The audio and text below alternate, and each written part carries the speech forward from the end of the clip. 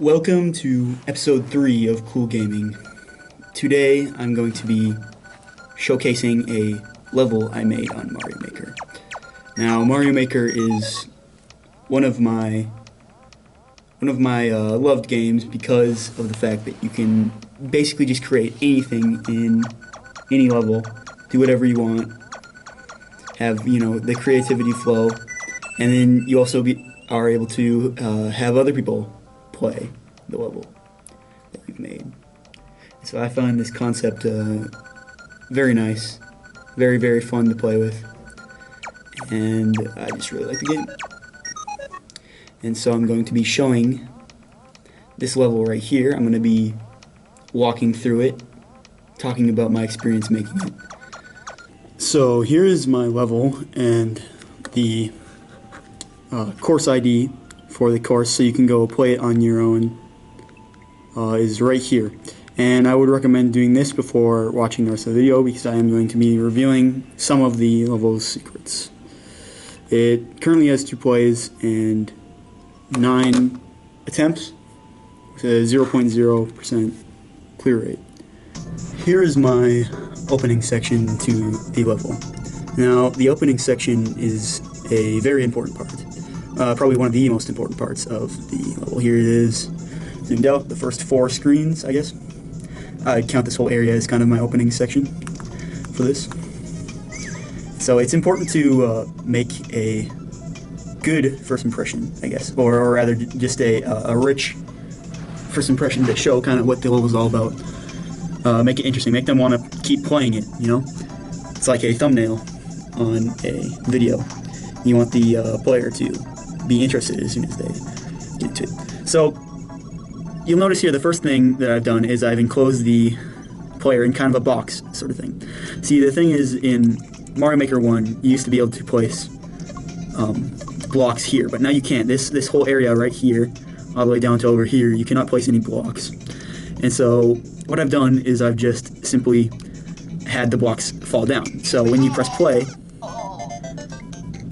the launchers will fall down and kind of enclose you into a space.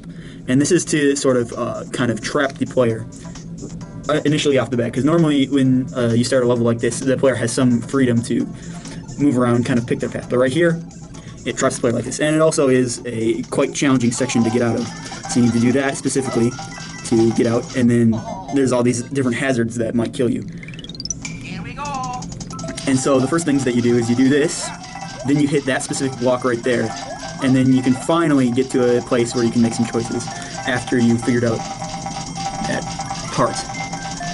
So, another thing to note is if you don't hit specifically this block right here, I'll show you what happens. Here we go. If you hit any other blocks, it'll do that and you'll be unable to continue. So you have to specifically find and choose the correct block to pick to get out. So it makes it challenging and pretty hard to get out in the first thing initially. Another thing I've done is, once you're out of this and on the top, I've given the player multiple paths to go through. And so initially when they walk out, they'll be like, okay, so I can go down there and get the power-ups. This, of course, is a trap, and there's all these hidden blocks there, so you can't get out. It's impossible. Another path that they could be like, that they could choose and be like, oh yes, this is somewhere I can go, is up here. But this ends up being kind of a, false trap over here also. So as you can see, you can't progress any further once you get up here. The only thing you can do is die eventually. And I accidentally placed a block there. Gotta delete it. The secret path, which is the correct one, is this right here. There's also a fourth path that's kind of secret, but it's also a red herring, as someone say. And that would be this path down there, where you see the Lemmy jumping around. Here, let me point it out. So down here, you'd see that is kind of a secret path, but it's also a fake path. You don't want to go back there. It's actually pretty hard to get there, so it might trick the player into thinking that they should go down there, but they shouldn't. And if you fail, then you end up in this little area, which of course forces you to go down into here, because it's impossible to get out. Once you're in here, it's impossible to get out. Even if you try and do a perfect jump, you can't get it. And so, in reality, what you want to do is go here. You go through this. And now I set it up to where you can also, if you're smart, you can grab a spring through the one way over here. And you're going to need this spring later. And this spring is how you get to this mushroom right here. And this mushroom is important for eventually getting to the correct path. Normally, people won't figure this out, and they'll continue through the level like this. They'll figure out, oh, I can go here and kill all these Koopas. And they'll eventually figure out that they can stand like right here. And then there's a bomb on there that they can grab too, if you don't miss it like that. And so what most people do is they'll get the bomb and then they'll blow up these right here and go through this door. And that's how you exit the first section. But however, this is a false path, which I will eventually extend this path. I'll show you how I extend this path even further, but it'll eventually lead to a dead end. And they'll have wasted all their time, and that's kind of goes with the theme of the level. The real path is where you find it in the saws right here. But you need a star for that, and that would be, the star is kind of hidden right here, and you need the mushroom for that. So it's a puzzle. It's kind of a cryptic puzzle, essentially. This first part is a very cryptic puzzle, which you need to figure out and do the exact right things to get. Now, continuing through the level, you have two paths. You have this door and this door. Of course, this door right here is the right path, and this one is, I guess, a red herring, and it's the wrong path. However, the wrong path is actually the longer path, because it's more of a wild goose chase. Basically, is what I'm setting the player on now. So I built, just basically, there's traps around every corner, and all of the platforming sections are also pretty hard to get through. So it's not even going to be easy to get to some of the sections, which a lot of the endpoints where you get to are not even real endpoints, and you just end up losing. So you can go throughout this area getting hit by all the traps and trying to find any secret exits or whatever. Okay, so the point in which you need to get to in this level would be right here in this secret little area, right? And this is just the fake path. However, this will allow you to progress. And of course, this progression means nothing, but I just found it interesting to continue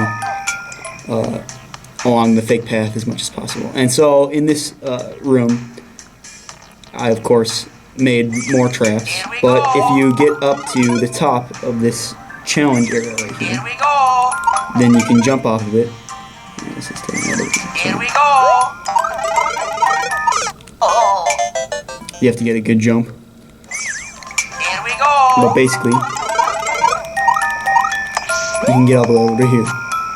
And so once you're here, you have to wait for the lava to come up. Now once the lava or poison or whatever you want to call that stuff is, once it is gone all the way down, or you think it has, then you want to jump onto this. I kind of messed it up, but you want to jump onto this pipe right here. This will lead you to an ending where you can't beat the level. Now, there are plenty of these, I guess, endings, or whatever you would call them, hidden throughout the level. And if you go into these, eventually it'll bring you to kind of this area right here. Here we go. This is kind of the ending of the fake path, which you can get from this pipe hub, which there's multiple pipes that will lead here. See these arrows, that means that the pipes are, that's where someone will be dropped out. And so if you get into a couple of the pipes, you'll be able to come here and then get to the final part of the fake route. But, of course, all these paths will eventually just kill you, and you won't be able to get to the end. Even this area right here, it makes you look like you can get to the end. However, that is not the case. It'll just end up killing you. Well, I guess soft locking you, pretty much. Because you won't be able to get out of this area once you've gotten into it. So that concludes the fake path I kind of made as sort of a trick or puzzle you should get through. However, the real path is also challenging because, well, not necessarily challenging, but it's going to be hard to do. So what you need to do is break a specific block, and then break another specific block to get a key, which would be this right under here. And then you get through this whole section.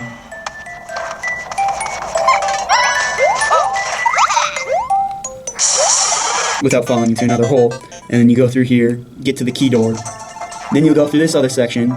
You'll need to grab this mushroom right here in order to damage boost and get through there and get that helmet, which will then allow you to advance through this pipe. Well, it won't allow you to advance through the pipe, but you need to go through here. And then you can use the helmet to break these blocks, and then you just should be able to run over to the flag over here. Well, that about wraps up the video. Make sure to subscribe to the JHS Creative Communications YouTube channel. And thank you for watching. And if you haven't already, play the level.